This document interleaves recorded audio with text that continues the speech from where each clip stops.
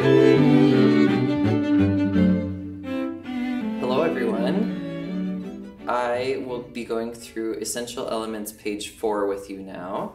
As you hopefully will notice, I have a lovely cello playing position where the cello is between my two knees and it's a little bit above the beginning of my ribs.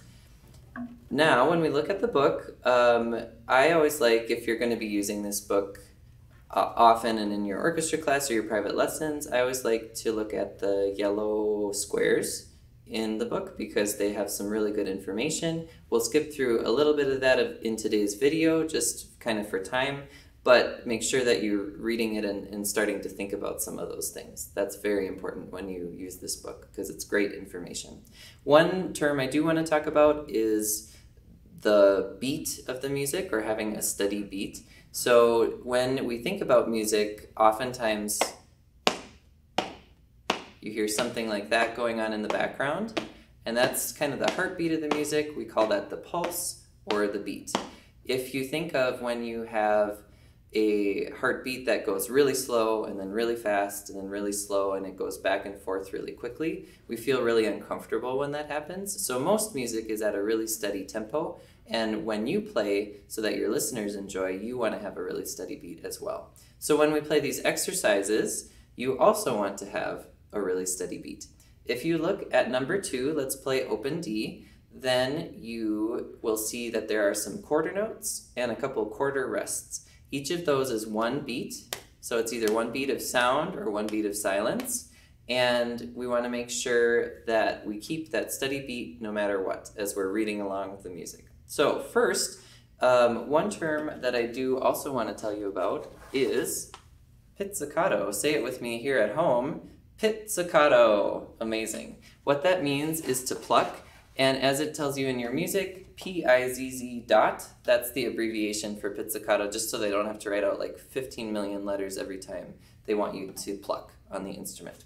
So to pizzicato, you make an L with your right hand. The thumb goes right here, a little bit above the bottom of the fingerboard. By the way, this is the fingerboard, the black part where all the fingers will be pressed down eventually.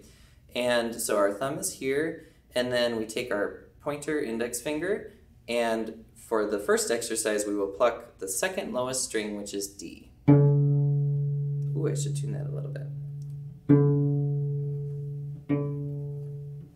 There we go, that's an in-tune D. Wonderful. So let's play open D. You'll notice there's 3 beats of sound and then 1 beat of rest on most of the measure. Ready? Go. Rest. Rest.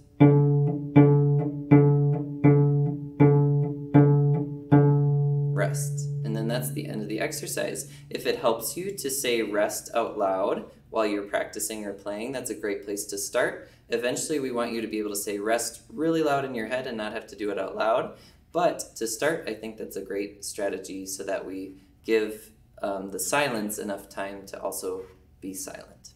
Silence is just as important in music as noise or sound, so that's an important thing to remember. All right, now I want to quick tell you about the open strings. So again, find your L with your right hand, thumb on the side of the fingerboard, not underneath, by the way. A lot of students find that really comfortable. It should only be on the side of the fingerboard. And then I want us to pluck from the highest, thinnest string down. So it's A, D, G, C. One more time, it's A, D, G, C.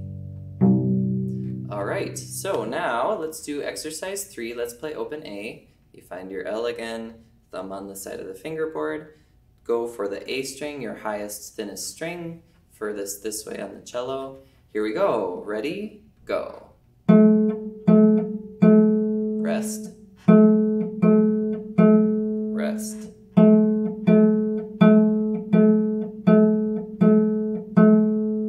Rest. And then that's the end of our piece.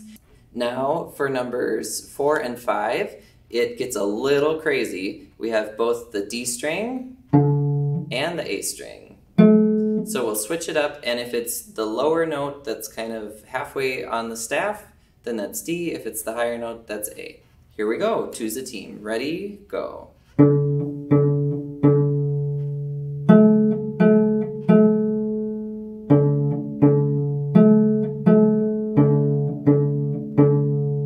And I love, even though I'm not hearing it, I love the amazing sound that you're getting with your pizzicato.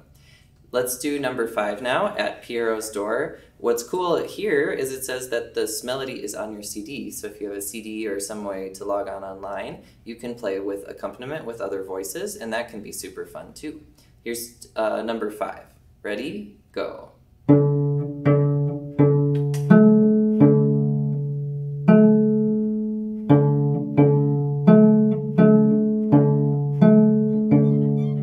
And that is page 4 of Essential Elements.